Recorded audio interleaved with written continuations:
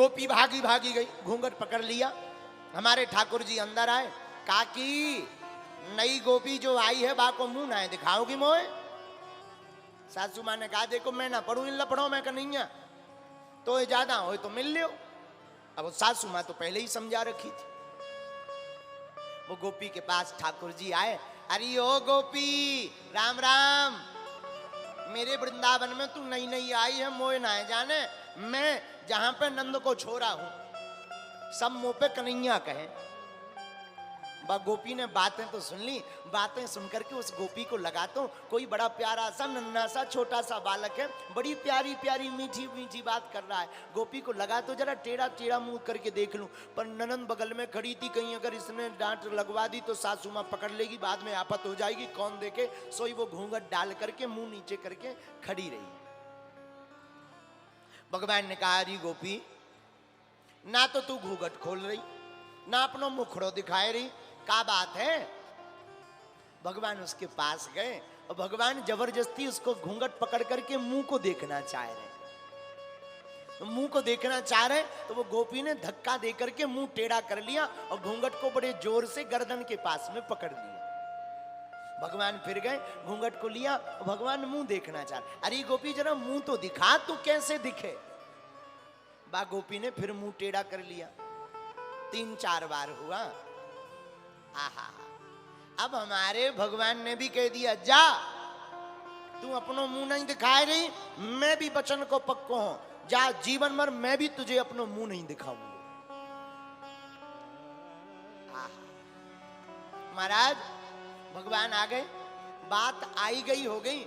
2-3 वर्ष बाद इंद्र ने कोप किया, इंद्र ने कोप करके वर्षा की, मूसलाधार बारिश हुई, सारे ब्रजवासी फड़फड़ा गए, अरे कन्हैया बचाओ, ओ कन्हैया, ए ठाकुर, ए नंद के लाला, बचाओ बचाओ बचाओ।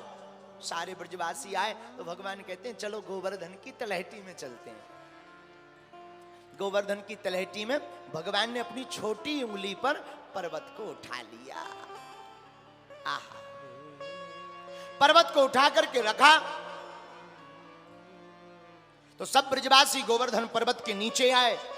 वो गोपी भी उस गोवर्धन पर्वत के नीचे आई जिसने भगवान को अपना मुख नहीं दिखाया था। यहां पर एक घटना घटी।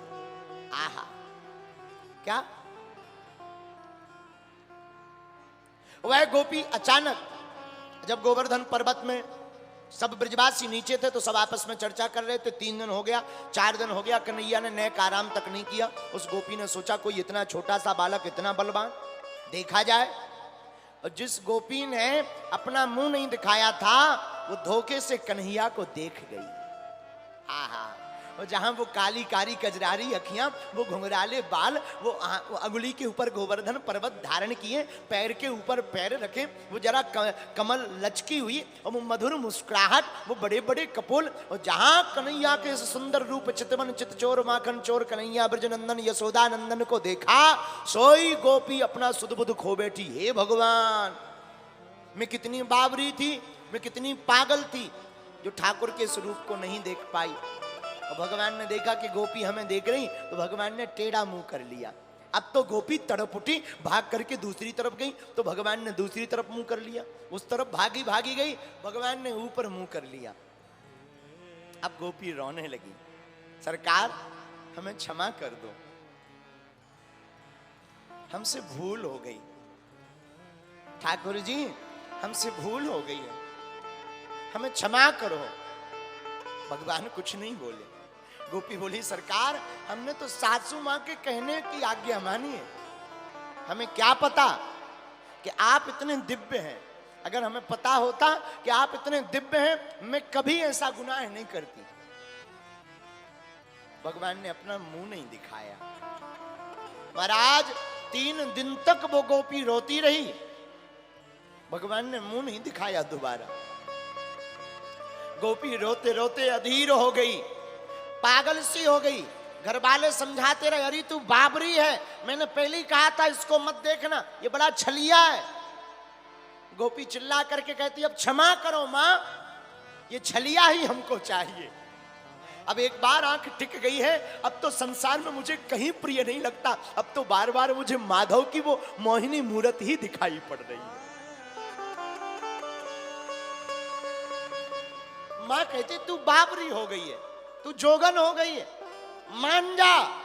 वो गोपी कहती बस कल नाता टूटता हो आज टूट जाए, पर हमारा नाता गोविंद से जुड़ जाए।